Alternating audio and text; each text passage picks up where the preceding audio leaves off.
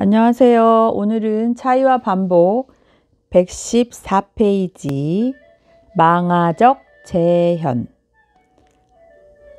디오니소스 축제의 통음나무 상태를 가리키는 불어를 변용한 들레즈의 신조어이다.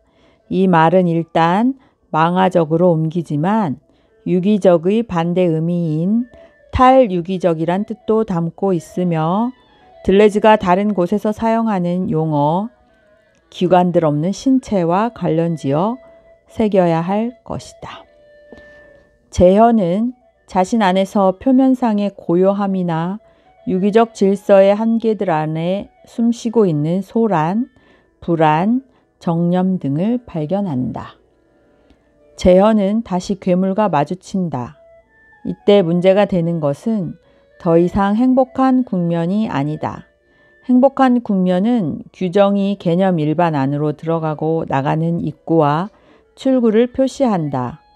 또 상대적인 최소와 최대, 가장 가까운 지점과 가장 먼 지점을 표시한다. 하지만 이번에는 거꾸로 근시안과 원시안이 요구되고 있다. 개념이 모든 국면, 모든 계기들을 감당할 수 있어야 하기 때문이다. 즉, 이제 개념은 전체이다. 전체로서 개념은 자신의 축복을 모든 부분들로 확장할 수도 있고 부분들의 분열과 불행은 그 개념 안에 반영되어 일종의 사면을 얻어낼 수도 있다.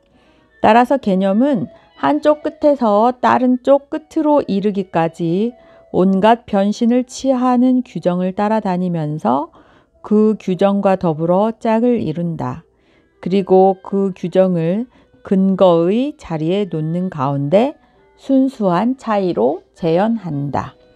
근거에 대한 설명, 재현적 사유의 중요한 특성은 근거를 설정하는 토대론 안에서 완성된다는 데 있다.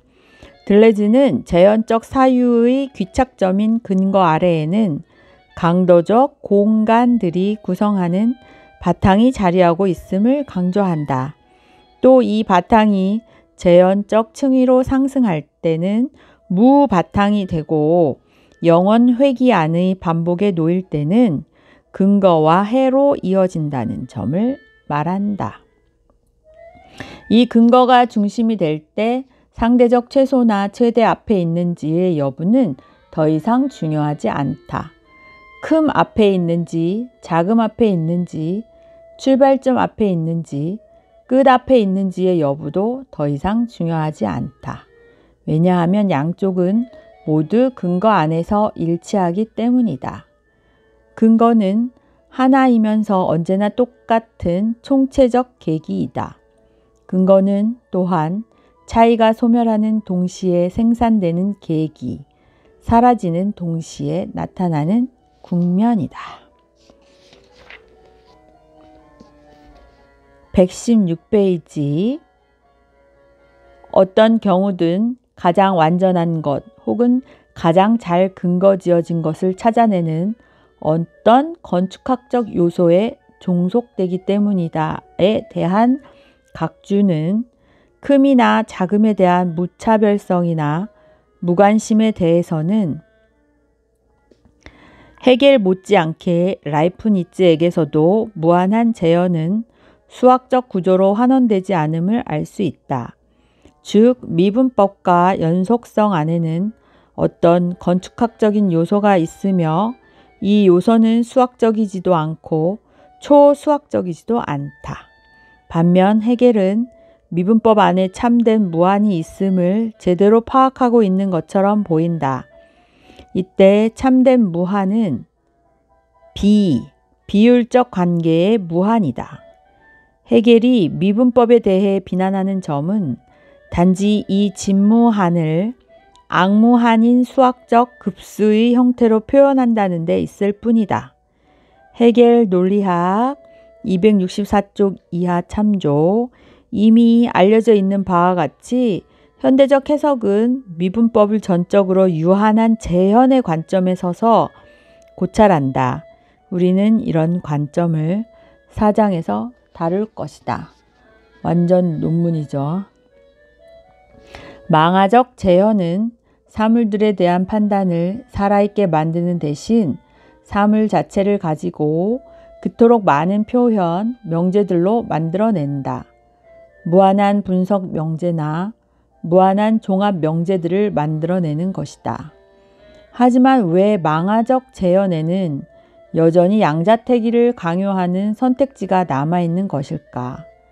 왜냐하면 큼과 작음, 최대와 최소라는 두 사태는 무한 안에서 서로 차이가 없거나 동일하게 되었고, 차이는 근거 안에서 그 두 사태와 완전히 상관없는 것이 되었기 때문이다. 그 이유는 무한히 유한한 규정이 사라져 버린 장소가 아니라는 데 있다. 망아적 재현이 자기 자신 안에서 무한을 발견한다면 단지 유한한 규정을 존속하도록 내버려 둘 때만 그것을 발견할 수 있다. 헤겔에 따른 차이의 논리학과 존재론, 모순. 헤겔에 따르면 모순은 거의 문제를 일으키지 않는 듯하다. 그것은 전혀 다른 기능을 지닌다. 즉, 모순은 스스로 해소된다. 그리고 스스로 해소되는 모순은 차이를 근거와 관계 짓는 가운데 해소해 버린다. 차이가 유일한 문제인 것이다. 헤겔이 그의 선배들을 비난하는 것을 보라.